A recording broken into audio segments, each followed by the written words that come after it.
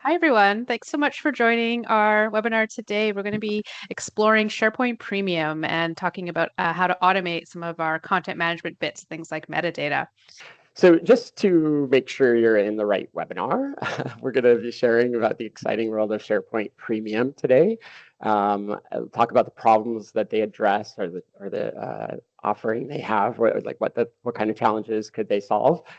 Give you an overview of those features through a tour, and then discuss things like the considerations of using the features, rollout tips, and we'll give you room for questions at the end here. If you don't know us, we're Gravity Union. I am actually in Vancouver, and Jazz is sitting on Way the on the other side.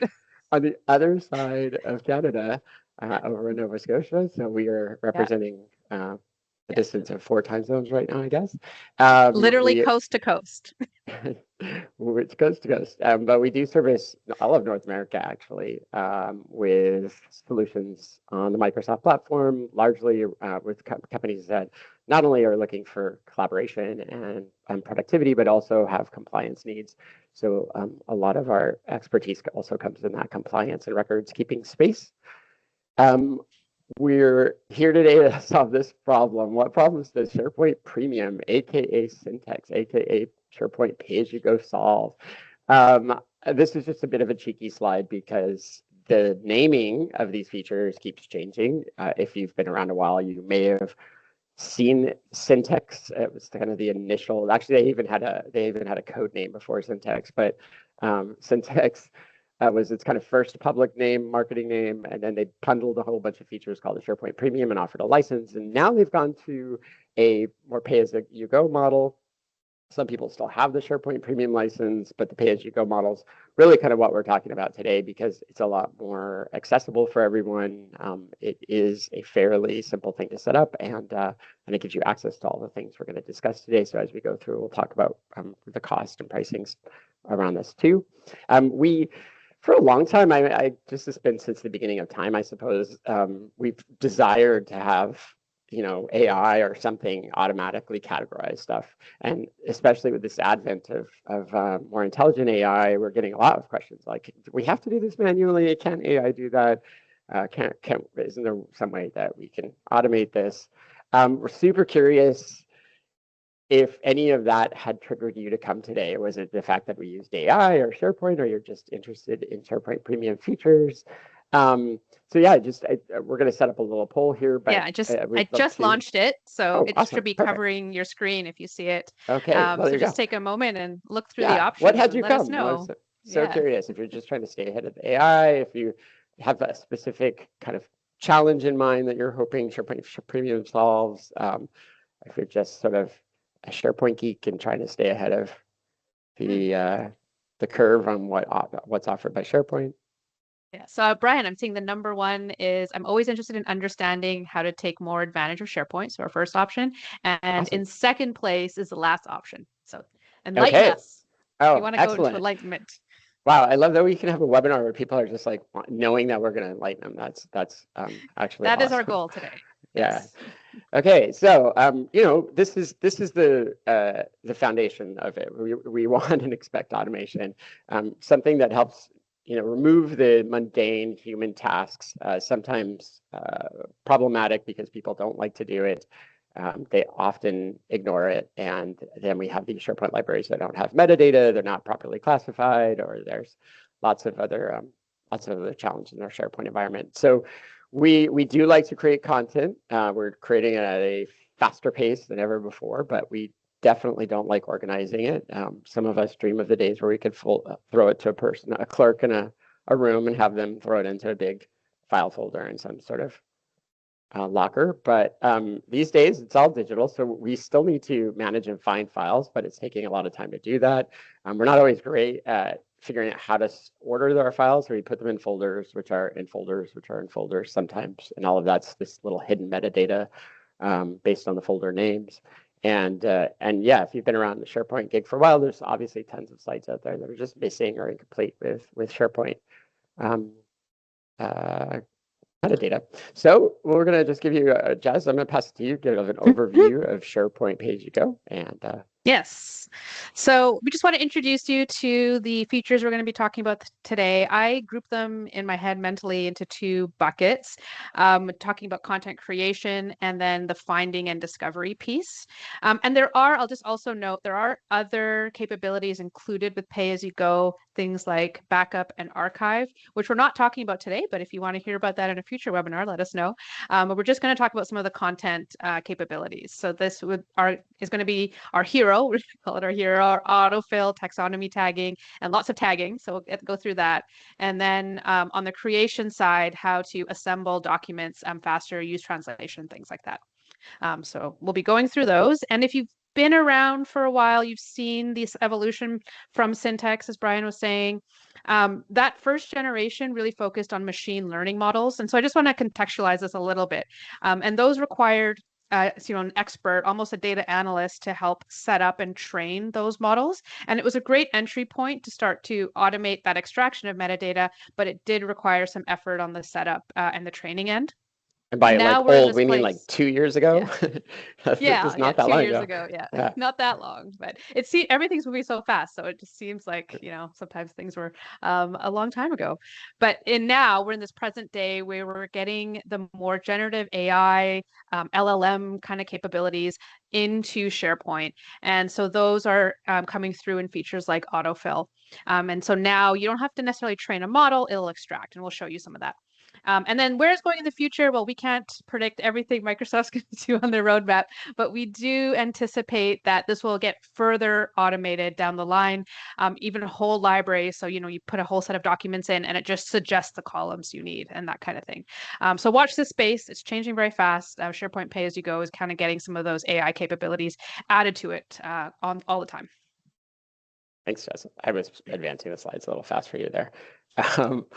So let's just jump into some of the scenarios and demos. And the first one we'll jump into is this. Oh, sorry, Jazz. This is still just turning it on. Yeah, the first one we'll just say is just yes. how to turn it right. on. I forgot. This is the first thing you'll need to do when you actually go in there and get this set up. So pay-as-you-go is a pay-as-you-go service. You'll need to, in the administrative settings of your tenant, go in and enable pay-as-you-go inside the environment. So you have to be either a global or SharePoint admin to go in there. This is where you set up the controlled billing, the tracking, and the telemetry. Like how are people using it? How much are you paying for it? Is going to be showing up here. How much you're paying for it is actually going to be in Azure. Inside the billing data. So maybe they'll add it here eventually. So it's fairly easy to set up. You can deploy it into a site or sites and enable them to be allowed to use pay-as-you-go features.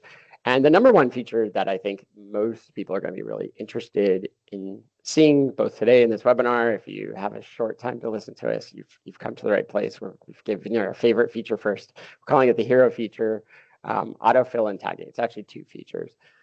So the first one, autofill, which Jazz is going to demo in just a moment, is, as Jazz said, it's moved from this idea where you had to train the system in order to extract or pull out data. And instead, now Microsoft's using a large language model, an LLM, to extract information in the document and then autofill a column up with information that is based on whatever you want to put in there. So here you're seeing just a small example of it.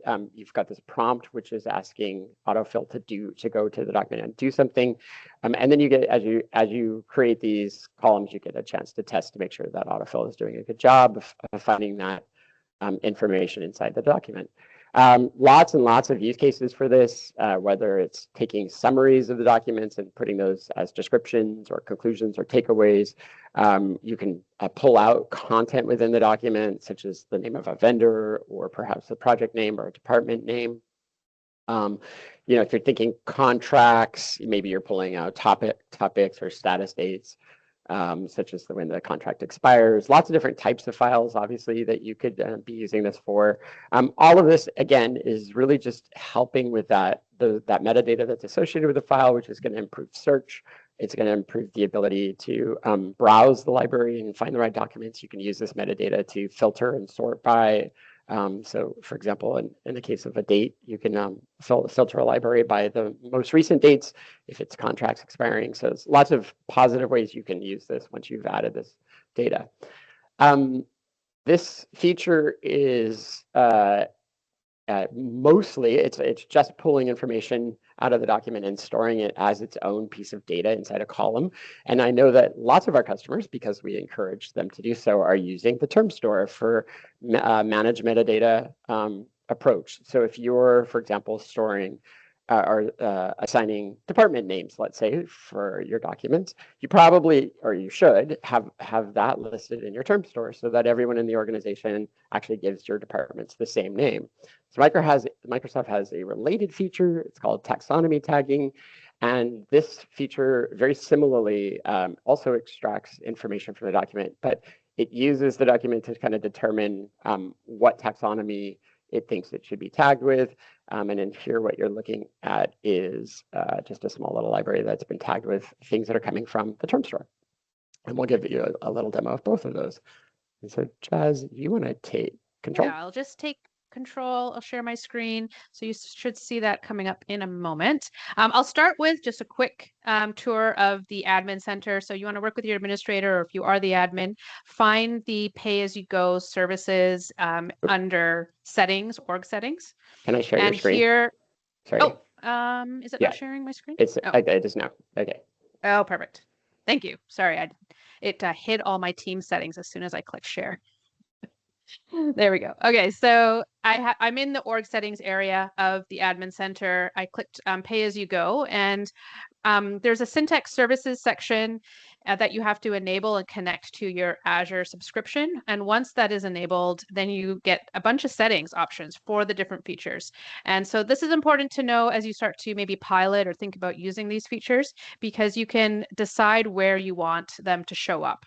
And so you can decide if you want it on all SharePoint sites, which is the default, or you can tune it. You can sort of edit it and choose where you might want that to be. So with this particular environment, I have all these features turned on everywhere. So this is where you can set that control. And so I will start now showing you autofill, or our hero feature. So I'm just starting with a blank, empty, vanilla document library. I haven't done anything to this library except add some columns. And so these are the standard SharePoint columns you're probably familiar with. Description is just a multi-text or multi-line description field. Department actually is my managed metadata column. Those terms are coming from the term store. Date. For this particular example, it's all about policies and procedures. And we do care about, for our business process, what the effective date is and what the last review date are, because we want to start reviewing those, anything that hasn't been reviewed in a long time, to trigger a review process. So these are some of the metadata fields that we care about.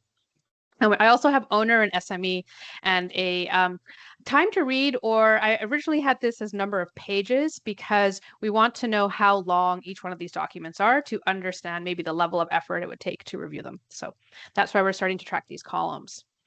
And what I'm going to do to start using autofill is just upload a couple of samples. So I just have them saved locally, and I'm just going to upload 2 Word documents here.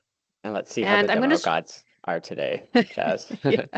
Okay. Do you see these 2 Word documents? I do, yes. They are there. Okay, perfect. So now I'm going to start setting up autofill. So I just go to edit that column. And when you have autofill enabled, you'll see this new setting across the columns that it's compatible with. And so I'm going to set this one up. I'm going to put a prompt in saying, describe this document in less than 20 words. And it's also, as I'm typing or as it starts to scan and understand what the column is, it's giving a suggestion as well. So it wrote something longer for me, which is interesting. So I will click that, and then it just pops into that box. And it's also added this information about if the description is not found, return not found. So I'm okay with that. I like that prompt. And what I like too is it gives you a little test option. So I can test it on the couple of documents that I already have and see if it's meeting my needs. And so often I test it out to see if the description is too long or too short, and just try to refine that a little bit. But I'm okay with this. So I'm going to click save. And so that is my first autofill column set up. And I do see this notification that in order to process any existing documents for library contents, we need to select the autofill button. So I will show you that in a moment as well. So what this means is it's not automatically running this across documents that are already in the library. It will run this on new documents, so things that I upload. So just keep that in mind as well, especially if you're working with a document library that is already set up and has maybe hundreds or thousands of documents in it. You're going to want to make sure that you run that backfill or use that autofill button. So that's one done. I'm going to just skip over this one, and I'm going to go into my last review date. I'm going to skip over a few just for the sake of time here. And so the autofill option is available for date fields as well. So this one, I know I have last reviewed as some content in my Word document. And so it will now help me write that prompt as well.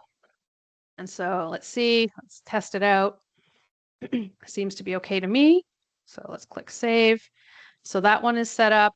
And one thing I want to point out, the reason why I added a couple of people fields. I wanted to just highlight quickly a limitation right now of autofill, might be on the roadmap in the future, is autofill is not compatible with the person or group type fields. So if the person is really important or a group name is really important, you're going to want to make this a text field and not a person or group as I did here. So I just wanted to mention that. And then time to read is my little fun column. And this one, I have been experimenting a little bit with the prompt. And if I write calculate time to read the document, it seems to be able to understand that a little bit more. Originally, I was using other words like extract, a few other options. But this is one that in my testing earlier or yesterday seemed to work. So it did put approximately 1 to 2 minutes in here. So I might want to say output in, format of number minutes. I don't want the approximately in there. Let's see if it understands that. Yeah. So it's giving me a better feel for that. So cool. That's some of my autofill. And then what you would do in the real world is you would upload all your other files.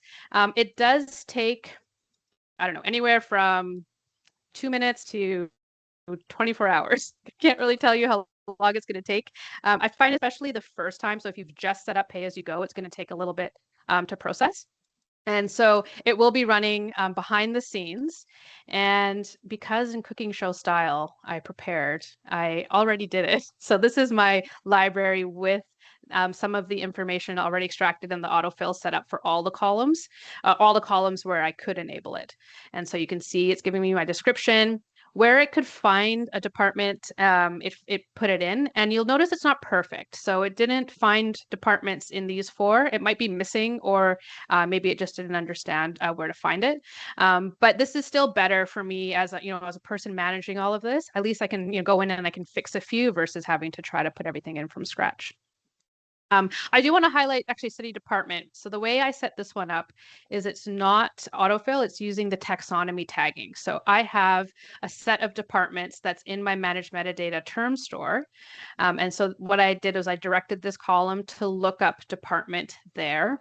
And then instead of using autofill, you'll notice that it's not set up.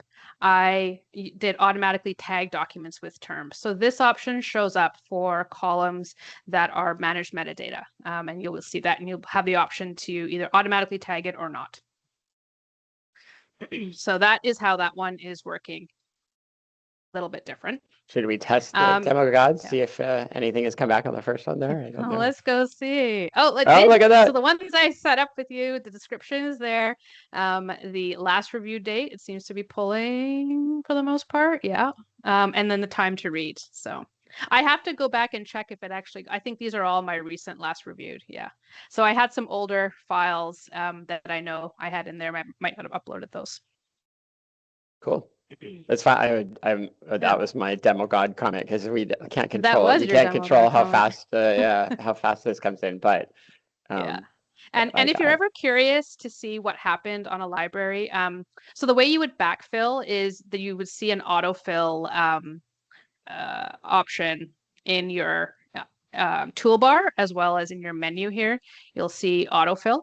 And that is how you backfill. That's how you say, I want you to run this again, telling SharePoint to run autofill again. And I'll also point out, I just got this yesterday, Brian, so it's hot off the presses, but I finally got this new feature. It's just been rolling out this month from Microsoft, where they're giving some status on what is happening, what any of the latest autofill runs, it's going to highlight here. And then it helps you filter. Sometimes there are errors. It'll help you filter and sort of diagnose those as well. It knew you were going to be presenting this today, Jazz. I saw that. It knew. It's good timing. Yeah. So that was, I think that was everything, unless anybody has any quick questions. That is what I wanted to show here. Yeah. Great. I'll just share my screen and talk a little bit about some of the considerations people should have when they're using this feature. Thanks, Jazz. Let's see here. Yeah, so Jazz, you stole my thunder on this one. They have had a fairly poor way of tracking what the completion is in these little hidden columns. The roadmap had shown that we were going to be seeing some cool activity tracking feature, but we didn't up until today know what that was going to look like, except there's a little image here of what it looked like. So they're going to be deprecating, I think, the column approach in favor for this status column.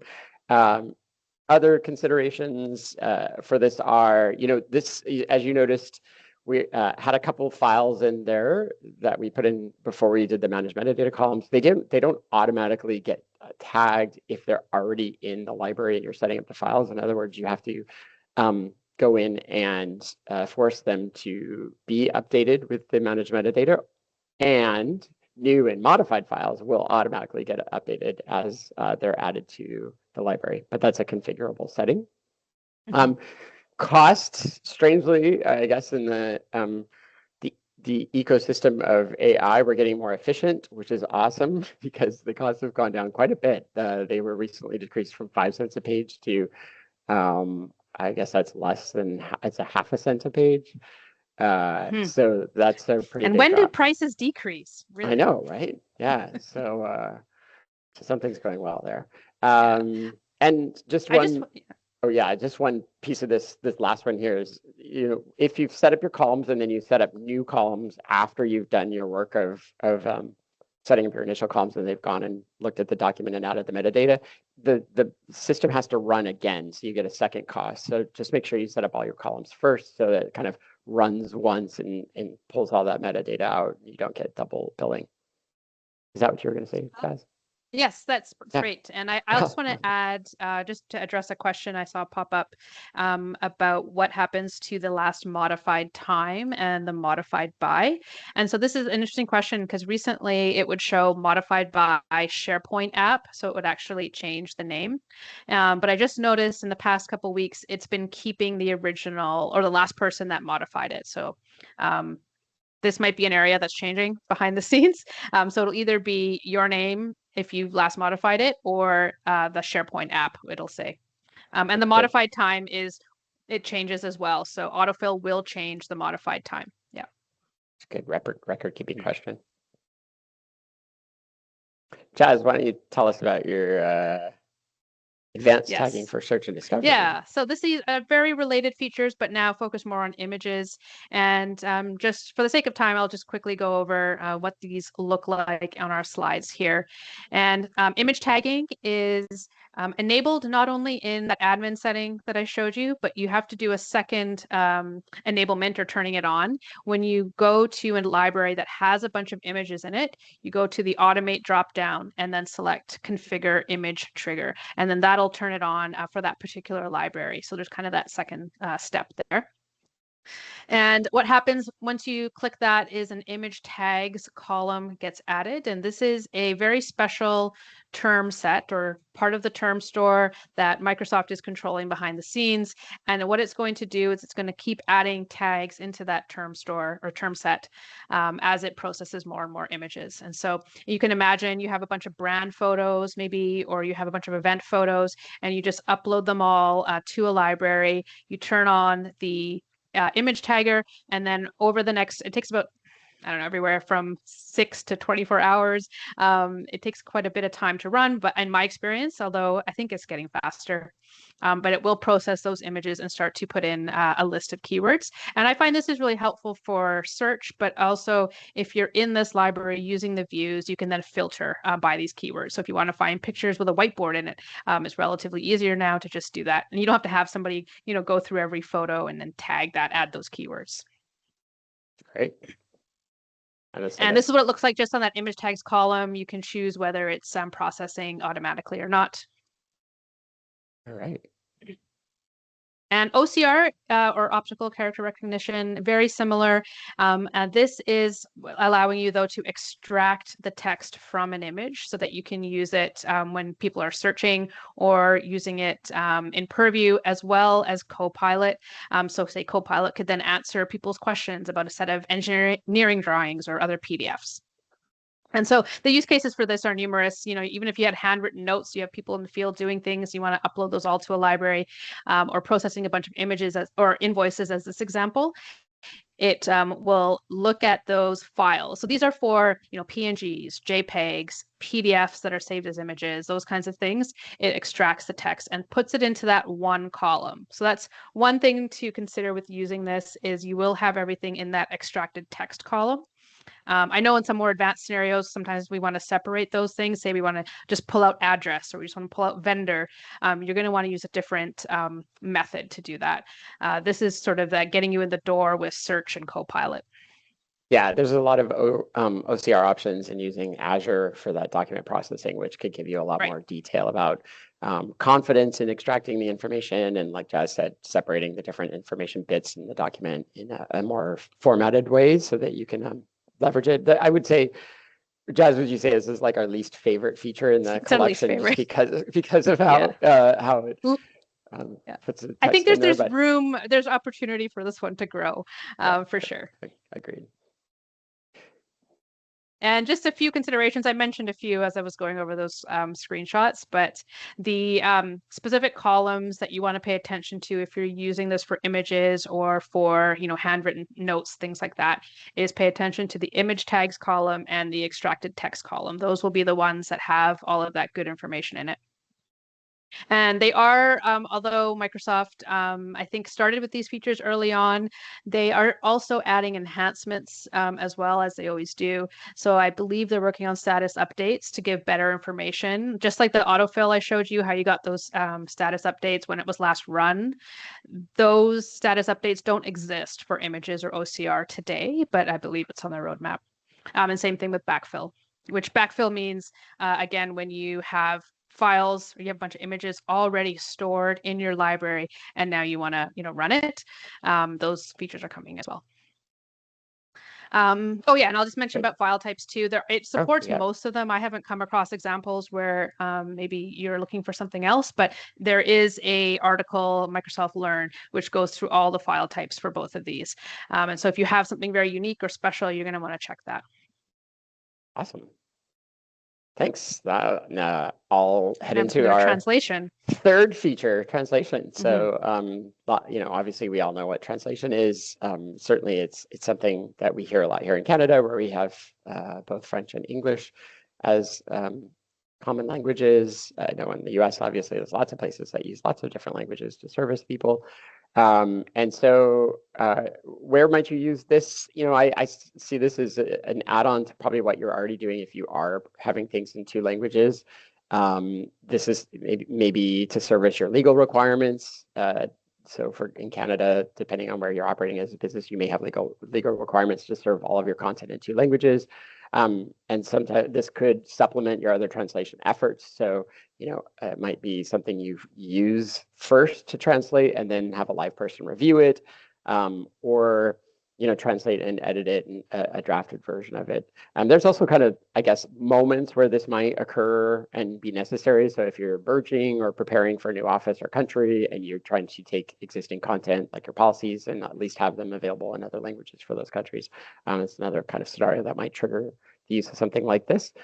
It is triggered per file, so it is on documents. It offers many, many languages. Didn't actually count them, but you can do up to 10 at a time. and it uses the same library. It creates the translated documents saved into the same library. And we say after a period of time, so it's another one that runs in the background, and it slowly adds them to the library. Video translation is obviously on videos. So this is a feature that you could use to take existing SharePoint videos that were perhaps spoken in English or whatever language. You can translate them to over 100 languages. And what it does is it creates two things. One is a new transcript, which is available after a period of time, but it also adds the new language as closed captions. So if you're using screen readers or other devices for people that have accessibility needs, this is also an option to use for making sure you get those proper closed captions inside of the video. Yeah, and Jazz, you're going to give us a fun tour of this. I will, and let me flip that over this time. Awesome. Okay, so I'm back in my policies and procedures library here. And in this scenario, perhaps we need to have expenses or some of our key ones in multiple languages for our global audience. And so the way to do that is if you already have the document in the library and you want to just translate that one, you can select the menu and go to translate, the translate option, and translate documents. And then from there, it will give me an option here to select the language that I want. And so it's suggesting some common languages, but I can also type some other ones if I want. I have this option here for a glossary. And so that's if you have industry terms or things for your organization that you want translated in a specific way, you can add that. And there's more information about that help as well right here. And then I would click translate. And now what it's doing behind the scenes is it's translating that document. It's trying to keep the styling and the look and feel as much as possible. And when it's done, it will save that in the same library with the language appended to it. So in this one, I did this one in Portuguese and it's _PT. I did this one in French and it's _FR. So it will be saved. When you do it this way, it will be saved in the same library. And, this is a great way, I think, for people, end users, to just sort of self-select if they're looking for something in their particular language for a global organization. And it generally, I find, takes a few minutes to show up. So I will just open one that I already did in French. And so you can see it did, as much as possible, try to keep the structure, the look and feel of this document.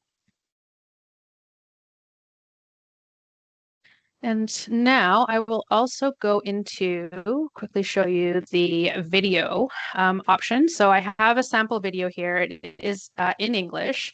And when I first come to this video, I may want to see this in the different languages. And so as an end user, I can, when I start playing it, I can see the captions option. So I already selected translation for French and Spanish. And so here, what would happen if I click French, it would give me some captions in French.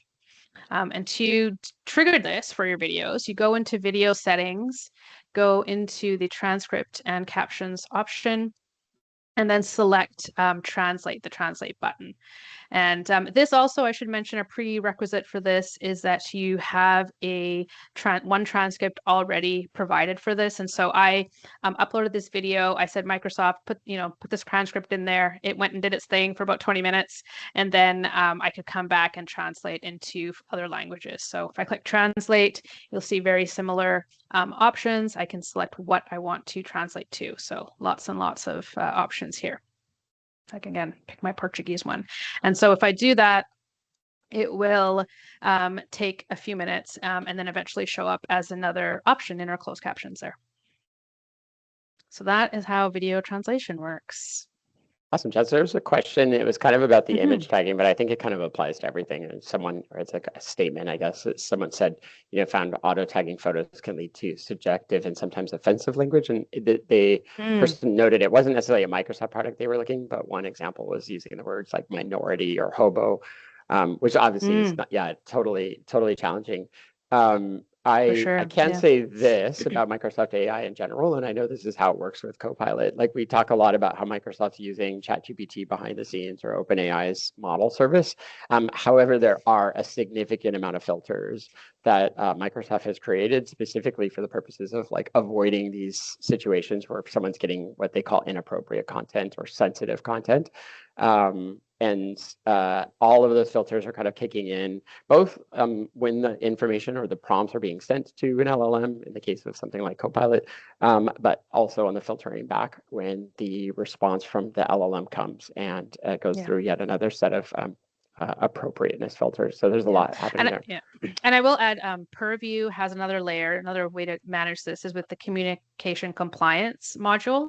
So there you can set, and this goes across your whole tenant. So when people are chatting in Teams, people are adding metadata in SharePoint, doing whatever, it can review certain words and also ban certain words too. So yeah, and there's thresholds for those words, lots of different kinds of ways to avoid, because obviously these kinds of words fall into that sort of, well, they're not bad words, but they can be interpreted wrong. And certainly language by language, culturally, you're going to have words like that across every language. But there's been a lot of fine tuning. And it's kind of one of the advantages of using Microsoft's AI. There's another question here that can it interpret content in the image to autofill other fields?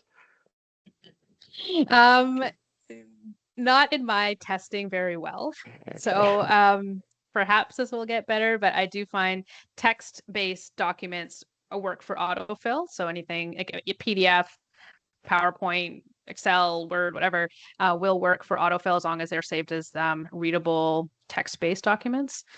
For images, right now, in SharePoint anyways, the image tagging is sort of the best option, but it might get better. I don't know. There is a Azure service for image description creation. So if you're, for example, you're wanting to take your images and create descriptions so that they're accessibility compliant for screen readers, because screen readers need that description tag in order to read it to someone who's visually impaired. You could use the Azure features for that too. I've seen a lot of people set that up with, just a fairly simple PowerPoint or Power App to using the Azure services. Yeah, at that point, for advanced sort of or more specific image extraction, I would recommend Azure too. Yeah. Hey, I'm going to share my screen again. And just talk a few more things on these translation considerations. Great questions, everyone. Keep them coming. Yeah, so I don't remember what I was going to say on this one. Jasmine, this one, this one is just a more, so I showed in my simple demo, which was it created the document in the same library. But one thing that's been added with SharePoint Pay-as-you-go features is more rules or actions in the rules feature. So if you've been looking at alerts and notifications in SharePoint, Microsoft is recommending that people move to the rules. So you'll see that in your libraries, and that's available for everybody. That's available for all SharePoint licenses. However, what you get with Pay-as-you-go is this additional translation action here. So I can say, so if I don't want to rely on people sort of self-selecting and hitting translate, but I want to automatic translate. Oh no, something happened there. Maybe I was frozen. Oh, okay. We're back. I can hear you still. Hopefully everybody can hear us. But this is just to automatically translate documents, basically. So if you want to move them to a separate library, have them triggered whenever somebody uploads a new one, you can do that through rules. Awesome. Yeah, and just a few other things here. Unfortunately, this doesn't work on pages yet. So if you're someone who's creating a lot of content on SharePoint pages as opposed to documents and libraries, maybe that'll be a feature coming soon. There are other ways to do translation on pages, but right now this feature doesn't work on that. And the other piece is the charges are based on the number of characters in the document. There's no charge for viewing a translated transcript. It's only in that processing part. And so, you want to be considered around or control costs by thinking about what the size of content and the kinds of content that you're doing this with. We'll talk a little bit more about cost at the end here. The kind of last feature set we're going to talk through is this content assembly and eSignature. We sort of bundled these two up, although they are different features. The first one, content assembly, also something that we have over the years attempted to do many different ways. You may think of this as like mail merge on steroids. I don't know. mail merge on something. It's this on AI. So this is really about taking structured documents. Maybe it's documents that are quite repetitive, like invoices, or in this case, we're going to show you a salary increase letter, and then using the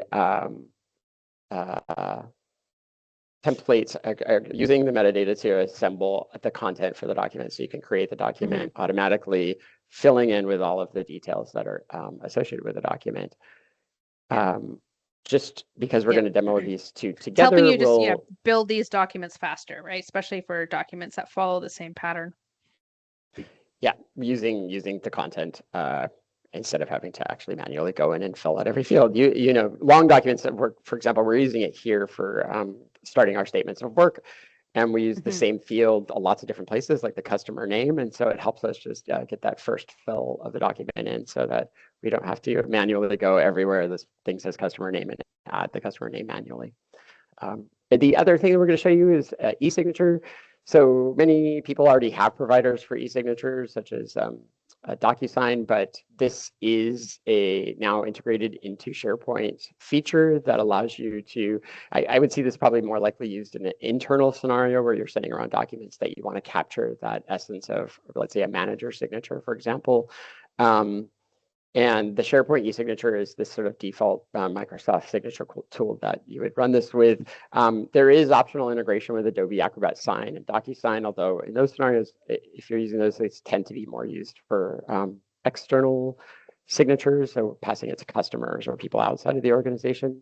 Yeah, and we're going to jump into a demo of this. The next one is a demo here. Yeah, so let me just share my screen, get that over onto our main area here. So hopefully you can see this new site. I am now in a new scenario. It is an HR-based scenario.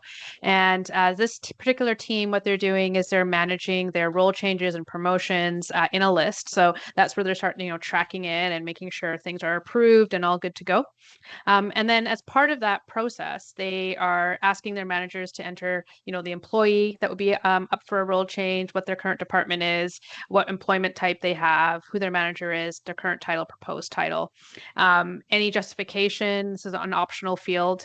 And then when the effective date is of that role change. And because we have a couple different employment types, full-time and part-time, we have a couple columns here where they're using to track what their new salary is or their hourly rate. And so I'm just using this as a simple starting point example. You might have this information in some other system, but you can expand this, like Brian was saying, to other scenarios, things like simple contracts or other things like that. As well as part of the process this team is following, they send out a letter to the employee that the employee and the manager have to sign. And so I just have this really basic Word document. It's just a simple Word document without any fancy content controls or anything like that. These are just text characters here. And so these are the things that we want to fill out with the data that comes from that list. And so I'm going to jump into my letters library. So this is the place where I'm storing all the promotion letters that go out.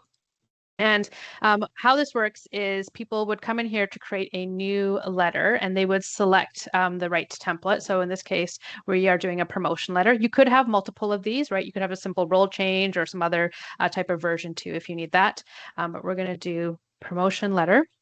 And then now this is going to open up a slightly different interface from your regular Word experience. It is opening a modern template. And so that's what the content assembly feature is using behind the scenes. And so it's highlighting fields, because I already set this up as a modern template. It's highlighting fields now that will change with selecting the right option. So when I come in here, I'm going to select from my list, because I've configured this, to select the employee that this is going to go to. So we'll just select this one here. And so what it's doing is it's automatically now, this is kind of the magic aha moment. It's filled in all the information that I had been tracking in that list that I had reviewed with the HR team.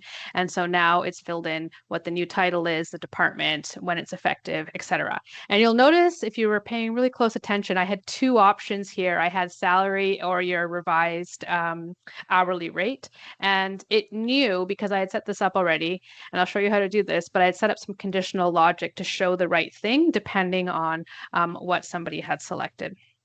$5 million, Jazz. 5 million. Cheeky. I know. I'm going crazy here. This is a very important role, Brian. So here it's showing me, I'll show you how I set this up, but it's showing me the conditions that I had set and confirming that this condition's included, this one's not. And so it's just telling the user what happened with those conditional statements. And then you create that document. I do recommend you name these documents, either with something somewhat unique, because you don't want to end up with a whole bunch of documents with the same name in that library. And then it will go and save it to that same library. And from there, you can edit it further. So we do this with our, like we said, our statement of work process uses this feature. We then go in and edit some of the finer details, right? The activities, things like that. Maybe we want to change some of the tables. But we start off with that, those options just to get the at least the baseline set for that document. And just if we have a couple minutes, I will show you how I created that modern template as well. And so to do that, you go into new, create modern template. So if I want to create a new one of these, and you should hopefully have your starting point document, your starting point Word. And so I have that simple promotion letter just saved in my OneDrive. So I'm going to select that and it will create my starting point here. And what it's going to do is it's going to ask me what fields do I want. And so it gives me the options to first select that field. I do have to give it a name. So let's just call this employee name. And I can choose whether it's a content field, and this means the user who's using this would enter it. So if I didn't have that list, right, that I showed you at the start, and I wanted people to just type like a regular form, I can do that with this content field. So I'm going to select as well what content I want to replace. And so this is where sort of that magic happens. I would select all the places where I want the employee name to be filled in. And so you could have lots of these. You could have 17 of these if you wanted. And so, like I said, you can select that it can be a single line of text, whatever, if you want people to type it in. But because I have that list, here's where I select the list. And so you would go in, select your list, click next, and I have employee as a column. So that is the column I want to use here. You could also select from managed metadata as well. So for example, we have all of our, some of our important information like vendor and clients and projects or information like that in managed metadata. I could use that instead. And then you just go through and you keep doing that. So if I want to now do the job title, what the employee's job title is going to be, and I want that filled in from the list, I would select that, confirm, and so you get the idea here. And again, select your list. So I have my promotion review list. I have what the proposed title is going to be, and that's the one that I want to fill in. To do a conditional section, you need to have all of the fields filled in. So I'd have to go through and put in, effective date, the hourly rate, the salary, all of these as additional fields. And then from there, I can say only show the new salary. So I set up a rule, only show this particular sentence when that field is 0 or above. So if someone fills it in, or above 0, sorry, then it would be there. If it's empty, then the hourly rate field would show. So that's how that works. You can try it out, and it's fun to figure out where some of that logic can help make things easier. But if you need help, obviously, or you have questions, let us know. And then you would click publish, and that would show up then in your list of templates. I'm not going to do that. I will actually just maybe create this as a draft. So I find sometimes you might get interrupted. Maybe you have 17 fields to fill out. You're going to want to save this as a draft, and you can get back to it by going into Edit New menu and then selecting any draft templates that you have. So it does take a moment. So you'll see that it's not here yet. I have found in my testing it takes a couple minutes to show up. I might have to come back and refresh. I probably went into there too quick, but it will eventually show up and you can click Edit.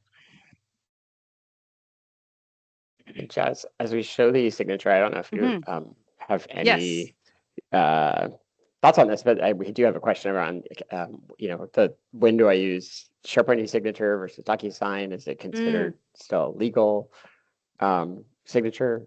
I don't know if you have any thoughts on that. I don't have a lot of. Yeah, I don't know that I don't have a lot of expertise on the legal side of things. I know Microsoft, they took a while to roll this out in Canada because they had to go through legal review, and same in the EU. So this was rolled out a year after it was rolled out in the US.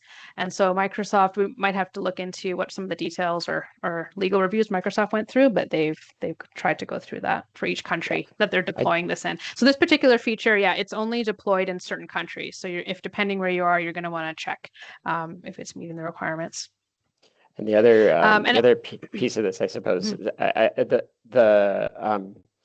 does give you kind of a certificate view of the signature. So what mostly you're looking at from a legal perspective is to ensure that you have the certificate that shows the signature and that you have some traceability to the person who is actually that authorized user. Every single one of these systems does that slightly different. DocuSign and Adobe Sign have their own way of verifying users and who they are. In the case of the SharePoint eSignature, anyone who's signing the document actually has to be a named user in your intra ID.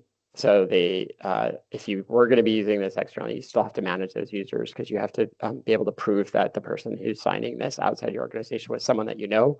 Whereas in DocuSign and Adobe Sign, they have different methods for that. So I think that's one of the things you'd probably be considering when you're choosing this tag. Yeah, for sure. Yeah. And just in the last sort of couple minutes here, I will show you how I have a PDF of that particular scenario, this promotion letter. And right now it is only available for PDFs and rolling out soon to Word documents, or maybe you have it already in your tenant.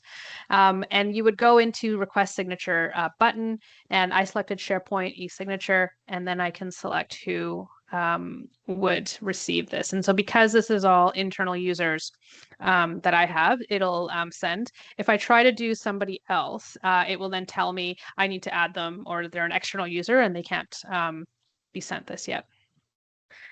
And then just similar to other signature platforms, if you've used this before, you put in the places where you want someone to fill out their signature, maybe date, initials, anything like that. So here we have our options. And then from there, it would send an email. So you can fill up, the title and the message, and then it will let people know. You can also choose whether they have to sign an order or not. In this case, the order doesn't really matter. So just to cover off a few of the eSignature considerations here, we've kind of talked through some of this, but the content assembly works really well with the highly structured documents and not documents that are getting worked on a lot of time by a lot of people. So it's kind of a type of document that you want to create once and then use. Scenario is where it's best used.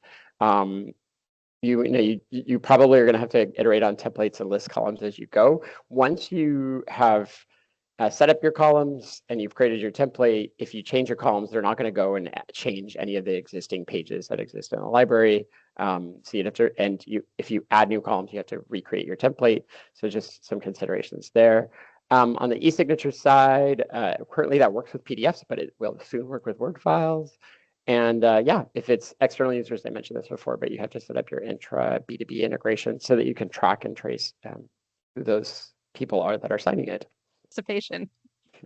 So to kind of close out, we'll just have a few more things here just on the cost. We've been mentioning as we've gone along, but Jazz, I'll let you talk through. Yeah, so just Yeah, you will send the slides out, so you'll have this information. It might be hard to see right now, but this things are priced differently, so based on what feature you're using. So it could be per page, per transaction, per character.